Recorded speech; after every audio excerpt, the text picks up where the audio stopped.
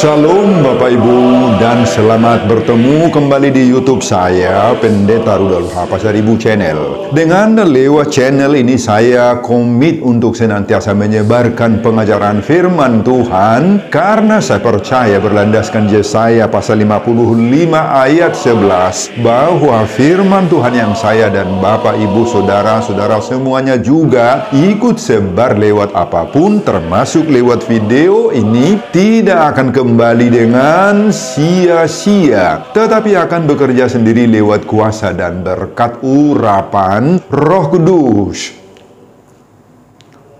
Mari Bapak Ibu saudara-saudara semuanya, saya ajak membantu saya menyebarkan pengajaran firman Tuhan, khotbah di pertangyangan minggu ke-12 sesudah Trinitatis 18 Agustus 2024. Terambil dari Injil Yohanes pasal 6 ayat 51 sampai 58 dan bacaan dari kitab Amsal pasal 9 ayat 1 sampai dengan ayat 6. Diikat oleh topik atau tema membuang kebodohan dan mengikuti jalan pengertian. Dalam bahasa Batak Toba dituliskan, mana dikon neang ni roha jalamangi hutto dalan hapat tason. Saya baca untuk kita, simaklah pembacaan firman Tuhan berikut ini. Judul perikop Yohanes pasal 6 ayat 25 sampai 59 adalah Roti Hidup. Khotbah kita dari ayat 51 sampai 58. Akulah roti hidup yang telah turun dari sorga. Jikalau seorang makan dari roti ini, ia akan hidup selama-lamanya.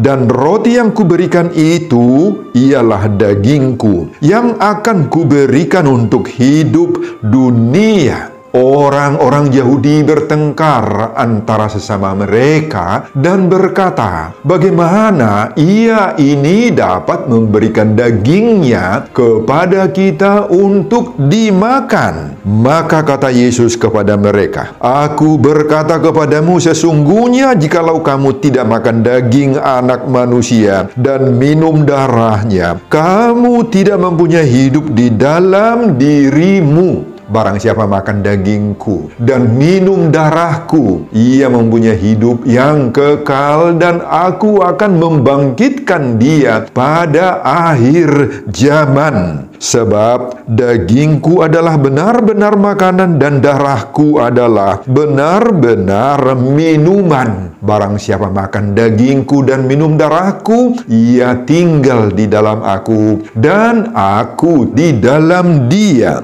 Sama seperti Bapa yang hidup mengutus aku dan aku hidup oleh Bapa, demikian juga barang siapa yang memakan aku akan hidup oleh aku. Inilah roti yang telah turun dari sorga, bukan roti seperti yang dimakan nenek moyangmu dan mereka telah mati. Barang siapa makan roti ini, ia akan hidup selama-lamanya. Bapak, Ibu, dan saudara-saudara, demikianlah nats khotbah kita di pertangyangan minggu ke-12 sesudah Trinitatis 18 Agustus 2024. Dihubungkan dengan topik minggu membuang kebodohan dan mengikuti jalan pengertian. Saudara, cerita dalam Alkitab yang berhubungan dengan mujizat pemberian makan 5.000 orang dengan 5 roti dan 2 ikan oleh Yesus sudah berulang-ulang kali kita dengar selama bulan Juli hingga bulan Agustus yang baru lalu.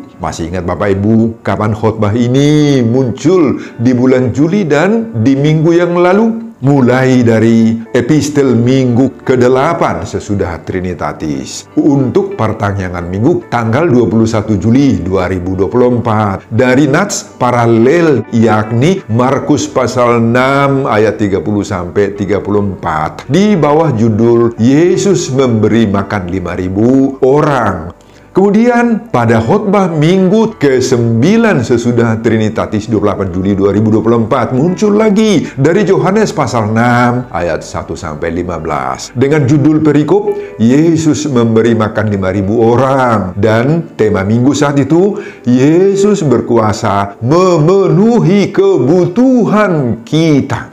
Nah, demikian juga di epistel minggu ke-10 sesudah Trinitatis, yakni untuk pertanggal minggu 4 Agustus, minggu yang lalu, terambil dari Yohanes pasal 6 ayat 24-35. Dan sekarang nats khotbah pertanggal minggu ke-12 sesudah Trinitatis 18 Agustus 2024, Yohanes pasal 6 ayat 51-58.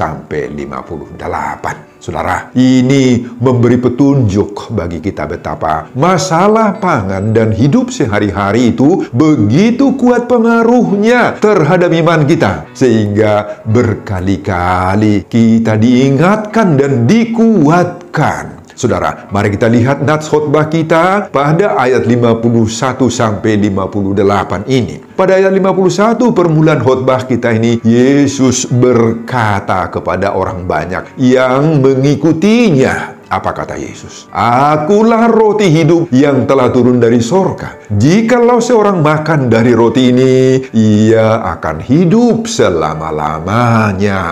Saudara, ungkapan Yesus ini mengundang kontroversi di kalangan orang-orang Yahudi saat itu, terlebih di kalangan ahli-ahli Taurat dan orang-orang Farisi. Perkataan Yesus itu menyebabkan mereka bertengkar sesama mereka, kata penulis Yohanes di sini. Mereka berpikir, wah, bagaimana mungkin Yesus itu bisa dimakan? Bukankah ia manusia? Bahkan mereka percis tahu bahwa Yesus hanyalah anak Yusuf dan Maria. Mereka mengenal saudara-saudara Yesus semua dan mengetahui di mana ia lahir dan di mana ia tinggal. Nah, bagaimana Yesus dapat berkata, "Akulah roti hidup yang telah turun dari sorga"? Bagaimana mungkin, kata mereka. Namun, meskipun seperti itu sikap dan tanggapan mereka terhadap ucapan Yesus, dan pasti Yesus tahu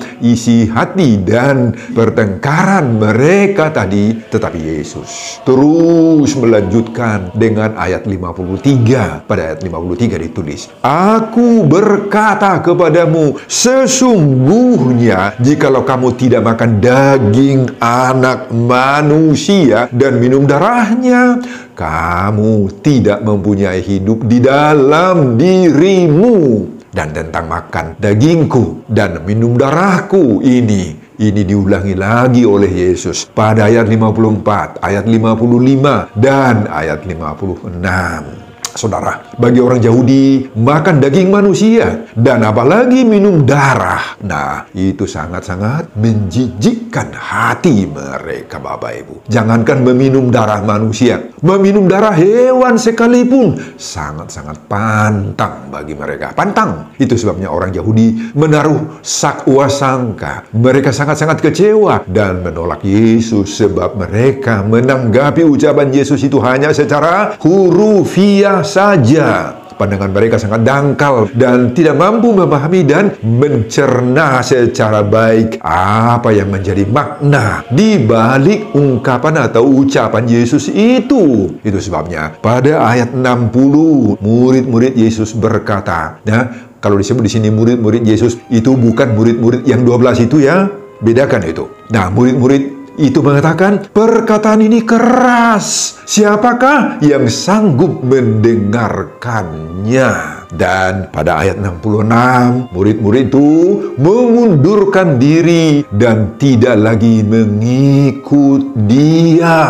Ya, sekali lagi, itu bukan yang 12 itu. Yang 12 itu tetap dekat dengan Yesus. Saudara, apa makna penjelasan Yesus kalau dia mengatakan, "Akulah roti hidup. Barang siapa makan dagingku dan minum darahku, ia mempunyai hidup yang kekal." Apa maksudnya itu Bapak Ibu. Nah, sesungguhnya Yesus mau memberitahu kepada mereka akan makna pengorbanannya yang paling besar sebagai wujud cinta dan kasihnya kepada manusia. Yesus rela untuk menjadikan dirinya sebagai roti dan makanan agar keilahiannya bersatu dengan manusia, dengan pendengarnya, dengan kita saat ini yang fana ini. Sebagaimana hakikat roti atau makanan yang dimakan manusia itu pasti menyatu dengan tubuh manusia itu. Nah, Yesuslah domba Paskah. Darahnya menghapus dosa-dosa kita.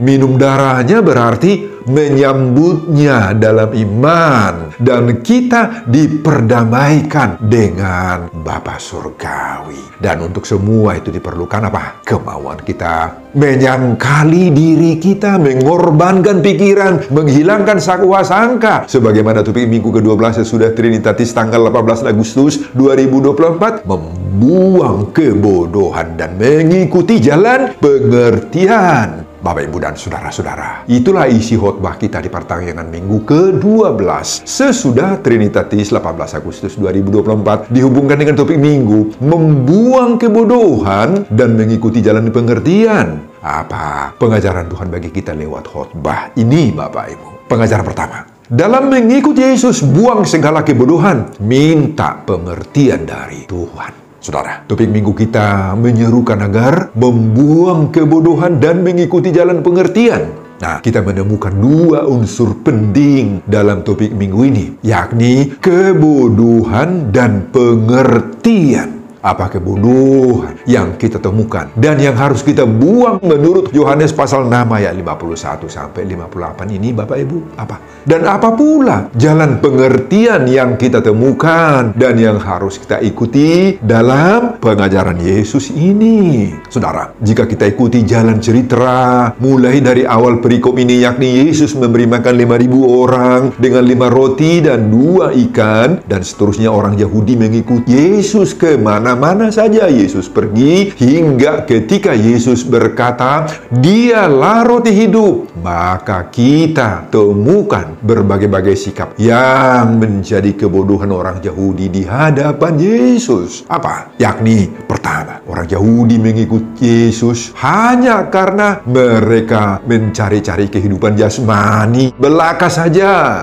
Inilah kebodohan itu. Yakni orang Yahudi mengikut Yesus hanya karena memikirkan perutnya, kebutuhan sehari-hari saja. Saudara, jadi sikap yang hanya mengikut Yesus didorong oleh keinginan-keinginan untuk diberkati saja, agar sembuh dari sakit penyakit saja, atau untuk mendapatkan kekayaan, harta benda, pangkat, jabatan, atau kedudukan, dan lain-lain duniawi itu merupakan kebodohan yang harus dibuang sama sekali dari dalam diri kita. Mengikut Yesus harus rela ketika diizinkan oleh Tuhan masih miskin, masih sangat menderita oleh sakit penyakit, atau di saat belum terrealisir apa keinginan, apa hasrat, apa impiannya, belum mendapatkan harta, kekayaan, pangkat, jabatan, belum dapat jodoh yang pas misalnya bagi pemuda-pemudi, belum dikaruniai oleh Tuhan momongan atau anak cucu misalnya. Nah, meskipun itu terjadi dalam diri kita, maka kita harus sabar menunggu. Amin, Bapak Ibu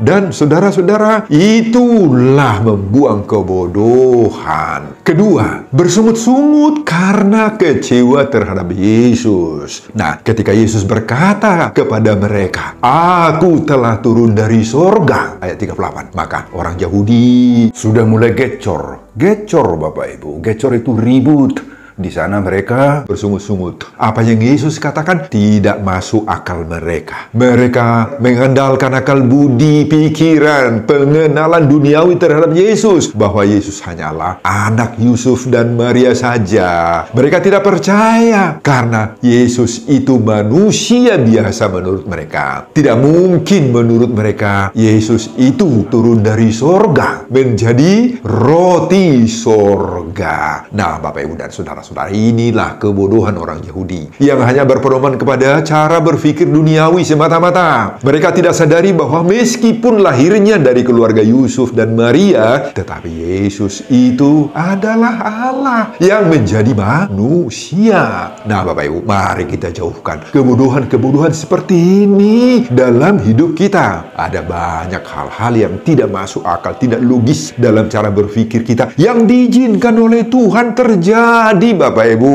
Nah, semuanya itu adalah karya Allah sendiri. Ini harus menjadi suatu keyakinan mendasar dan pokok bagi kita yang menurut akal budi kita tidak mampu dicapai. Buang itu sama sekali. Sebaliknya, apa jalan pengertian yang harus kita pupuk, yang harus kita kembangkan sebagaimana pesan topik minggu ini? Yesus mengatakan bahwa manna yang diterima oleh nenek moyang mereka di padang gurun itu tidak sama dengan hakikat dirinya sebagai roti hidup. Orang yang makan manna di padang gurun itu bagaimana? Mati. Semuanya mati. Tetapi orang yang makan roti hidup dari Yesus, yakni daging tubuh Yesus sendiri, maka mereka akan hidup selama-lamanya. Sebagaimana tubuh jasmani Bapak Ibu membutuhkan roti atau makanan, maka demikianlah tubuh rohani memerlukan Yesus untuk mendamaikan kita dengan Allah Bapa dan untuk mendapatkan hidup yang kekal. Itulah pengertian, tanda kutip pengertian, yang memberi kita pemahaman yang benar, yang sangat mendasar, yang hanya datang dari kuasa Roh Kudus saja. Maka mintalah pengertian seperti itu daripada Tuhan, supaya Tuhan memberikan kepada kita kemampuan memahami segala sesuatu itu, terutama perbuatan-perbuatan Allah itu dengan benar. Sebaliknya, orang yang menolak Yesus sebagai roti hidup, nah itu merupakan kebodohan yang fatal sekali. Itu sebabnya topik minggu ke-12 sesudah Trinitatis 18 Agustus 2024 menyerukan dengan lantang sekali, membuang kebodohan dan mengikuti jalan pengertian. Amin, Bapak Ibu dan saudara-saudara. Pengajaran kedua, Yesus roti hidup yang harus kita tanda kutip makan agar kita kuat. Saudara, roti atau makanan harus dinikmati setiap orang setiap orang dan setiap hari, agar tubuh jasmani kita itu memiliki kekuatan dan daya tahan. Nah, demikian juga roti ilahi dari Yesus Kristus harus kita makan agar roh kita, agar jiwa kita, agar kehidupan totalitas kita memiliki kekuatan dan daya tahan, Bapak Ibu. Tetapi apa sikap Yahudi terhadap ucapan Yesus itu? Timbul reaksi negatif karena mereka memahaminya secara letterlek, secara hurufiah. Bagi mereka tidak mungkin Yesus menjadi roti hidup. Dengan berbagai-bagai argumentasi dan alasan-alasan mereka buat-buat sendiri. Namun, apapun sikap dan reaksi Yahudi terhadap pengajaran Yesus itu, tapi Yesus tidak mau kalah. Yesus tidak mau mundur, tidak mau berhenti. Meski kecaman pedas keras datang dari Farisi, ahli-ahli Taurat, tetapi Yesus tetap melanjutkan pengajarannya pada ayat 55. Sebab dagingku adalah benar-benar makanan dan darahku adalah benar-benar minuman. Bagi orang Yahudi, statement ini sangat menjijikkan dan terdengar sangat ngeri sekali, ngeri. Bagi orang Yahudi tidak mungkin manusia makan daging manusia dan apalagi segala sesuatu menyangkut darah. Itu bagi orang Yahudi dianggap sangat haram, haram sekali itu. Ini yang menyebabkan Kaisar Nero, kalau kita lihat sejarah gereja mula-mula di tahun 60-an, menuduh orang Kristen itu barbar. Manusia memakan manusia. Ketika mendengar bahwa setiap kali orang Kristen itu melakukan ibadah perjamuan kudus, orang Kristen mempersembahkan seorang bayi, dagingnya dimakan, darahnya diminum, sehingga ditangkapilah, dihukumilah orang-orang Kristen yang tertangkap itu di Kolosium, diperhadapkan dengan binatang-binatang buas. Nah, saudara, apa maksud kalau Yesus berkata, "Akulah roti hidup" itu? Bukan berarti kita tidak perlu lagi mencari roti hidup biasa atau makanan sehari-hari kita. Bukan berarti tidak perlu lagi berusaha, berbisnis, mencari uang, mencari harta. Cukuplah hanya percaya saja kepada Yesus. Oh, tidak seperti itu. Tetapi jangan karena mencari kebutuhan sehari-hari kita itu Bapak Ibu, mencari roti atau mencari makanan, mencari harta, mencari kekayaan, atau apapun yang disangkut pautkan dengan kehidupan kita ini, maka kita lupa terhadap roti ilahi yang mahal itu. Jangan karena kesibukan berbisnis bertiga-tiga, maka kita atau saudara-saudara seperti tidak mau lagi mengindahkan persekutuan dengan Tuhan, tidak mau lagi datang ke gereja, sibuk sekali terus, ya, tidak mau lagi mengikuti ibadah, berdoa secara kusuk kepada Tuhan. Oh, jangan lakukan itu Bapak Ibu. Jangan tinggalkan hubungan dengan Tuhan. Apakah roti hidup itu? Yohanes 1 ayat 1 mengatakan, pada mulanya adalah firman. Firman itu bersama-sama dengan Allah, dan firman itu adalah Allah. Dan ayat 14, firman itu telah menjadi manusia, itulah Yesus Kristus. Jadi Bapak Ibu dan saudara-saudara, firman Allah itulah daging, itulah darah dari Yesus sendiri. Firman Allah itulah roti hidup itu sendiri Bapak Ibu. Firman Allah itulah kekuatan kita yang memampukan kita menghadapi segala permasalahan hidup, tantangan, penderitaan, ancaman-ancaman hidup ini. Inilah bekal hidup kita ketika kita diterpa oleh beragam-beragam masalah-masalah hidup. Ingat Mazmur 119 ayat 105. Masih ingat Bapak Ibu? Firman-Mu itu pelita bagi kakiku dan terang bagi jalanku. Makanya Bapak Ibu dan saudara-saudara, jangan pernah lapar, tanda kutip lapar, akan firman. Orang yang lapar akan firman akan lemas, akan mudah bersungut-sungut, akan mudah cerewet kepada semua orang, mudah tersinggung, mudah stres, mudah frustrasi. Sedikit saja persoalan hidupnya, dia sudah kolaps, putus asa, tidak ada kekuatan dari dalam tubuh, tidak ada daya tahan rohnya untuk menghadapi tantangan-tantangan hidup ini. Tetapi sebaliknya, kalau sudah tanda kutip kenyang roti hidup dengan firman Allah, hidup kita itu akan penuh semangat, akan penuh gairah. Meski harus miskin dulu secara material, kita sabar, kita tabah, kita tetap happy bersama dengan teman-teman dan saudara-saudara kita, apalagi bersama Tuhan. Bahkan kita akan mampu tetap menjaga diri kita kudus, tidak tercemar, dan mampu membuang kebodohan dan mengikuti jalan pengertian. Sebagaimana topik minggu ke-12 sesudah Trinitatis 18 Agustus 2024. Amin Bapak Ibu dan saudara-saudara. Pengajaran ketiga, sambutlah tubuh dan darah Kristus saat perjamuan kudus. Saudara, satu-satunya cara kita untuk mendapatkan daging atau tubuh dan meminum darah Yesus Kristus adalah lewat ibadah perjamuan kudus. Masih ingat Bapak Ibu bagaimana perjamuan kudus? Yang bagi orang Katolik itu disebut dengan Ekaristi. Mari kita pahami maknanya. Tidak semua orang atau jemaat yang diperbolehkan ikut dalam perjamuan kudus. Menerima tubuh dan darah Kristus tidak sembarangan. Menerima tubuh dan darah Kristus itu tidak sembarangan Bapak Ibu. Hanya mereka atau anggota jemaat yang sudah dibaptis lah, dan telah dewasa dalam iman, yakni yang sudah menjalani katekisasi, CD, pembelajaran CD, dan sudah dianggap dewasa. Itulah yang diperbolehkan mengikutinya, serta tidak sedang dikenakan hukum siasat gereja atau ruhut-ruhut permahaniun pamicangun, tidak sedang dikenakan itu. Saudara, pada saat mengikuti perayaan perjamuan kudus itu atau Ekaristi ini, kita mempercayai bahwa Yesus itu sungguh-sungguh hadir dalam wujud roti dan anggur yang sedang kita makan atau minum itu Bapak Ibu. Saat imam atau pendeta menduakan roti dan anggur itu, maka dalam iman kepercayaan kita, berkat kuasa Allah dan daya Roh Kudus, maka roti itu sudah menjadi tubuh Kristus dan anggur itu sudah menjadi darah Kristus itu di dalam diri kita. Pada setiap bagian dari roti dan dalam setiap tetes anggur itu, maka Kristus hadir. Dan ketika kita memakan atau meminumnya Bapak Ibu, maka kita telah menerima Yesus itu hadir dalam tubuh kita, dan kita ada di dalam diri Yesus Kristus. Dengan menerima tubuh dan darah Kristus lewat perjamuan kudus atau Ekaristi ini, maka kita telah menyambut Yesus, menyambut sabdanya,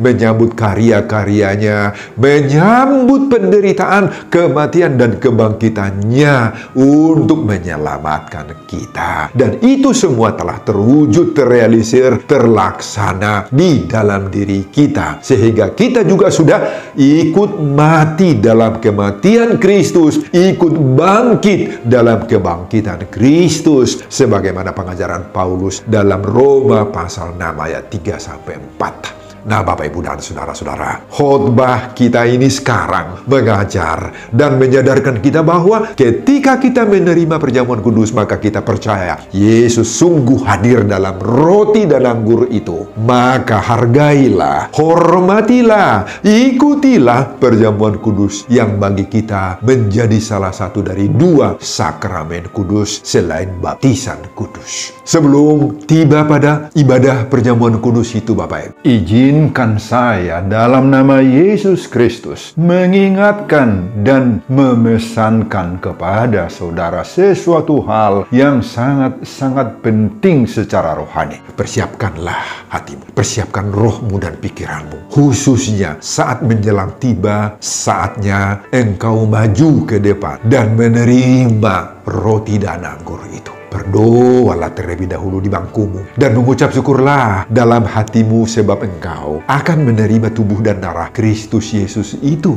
Dan dengan demikian sudah ada kepastian dan jaminan akan mendapatkan keselamatan bagi kita dan kehidupan yang kekal sampai selama-lamanya, sebagaimana ayat 58, barang siapa makan roti ini, ia akan hidup selama-lamanya. Dengan kehadiran Kristus dalam diri kita dan kita menjadi satu dengan kematian dan kebangkitan Kristus itu, maka kita akan mampu membuang segala bentuk kebodohan moral, mental, kebodohan spiritual, dan kita akan memiliki pengertian hikmat yang benar dalam segala hal. Sebagaimana seruan topik minggu ke-12 sesudah Trinitatis 18 Agustus 2024, membuang kebodohan dan mengikuti jalan pengertian mana dikon yang ni roha jalan mangihutun dalan hapat tason. Amin, Bapak, Ibu, dan saudara-saudara. Sebelum saya mengakhiri khotbah ini kembali, saya mengajak Bapak, Ibu, dan saudara-saudara untuk membantu saya menyebarkan pengajaran firman Tuhan khotbah di ibadah pertanggihan minggu ke-12 sesudah Trinitatis 18 Agustus 2024 dari Injil Yohanes pasal 6 ayat 51-58 ini, agar semakin banyak orang percaya mau membuang kebodohan dan mengikuti jalan pengertian mana dikon yang ni roha jalan pangihutun dalan hapat tason, termotivasi lewat khotbah ini. Simak juga video-video khotbah saya yang lain agar Bapak, Ibu, dan saudara-saudara memiliki sentuhan dan pemahaman rohani yang semakin diperkaya. Buka di YouTube saya, Pendeta Rudolf H. Pasaribu Channel. Selamat mengikuti ibadah pertanggihan minggu ke-12 sesudah Trinitatis. Buat kita, Tuhan Yesus memberkati kita. Shalom, horas, amin.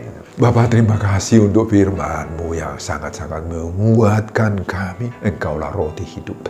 Tubuh-Mu dan darah-Mu itulah yang membangkitkan kehidupan bagi kami, yang memberikan kekuatan damai sejahtera. Biarlah kami menikmati firman-Mu dan kami dikenyangkan secara rohani. Biarlah juga kami menghargai setiap ibadah perjamuan kudus yang kami ikuti pada perayaan-perayaan tertentu. Kuatkanlah kami dalam melaksanakan isi firman-Mu ini. Berkati hamba-Mu mempersiapkan khotbah-khotbah berikutnya bagi kemuliaan hormat nama Tuhan. Di dalam nama Yesus Kristus saya berdoa. Amin.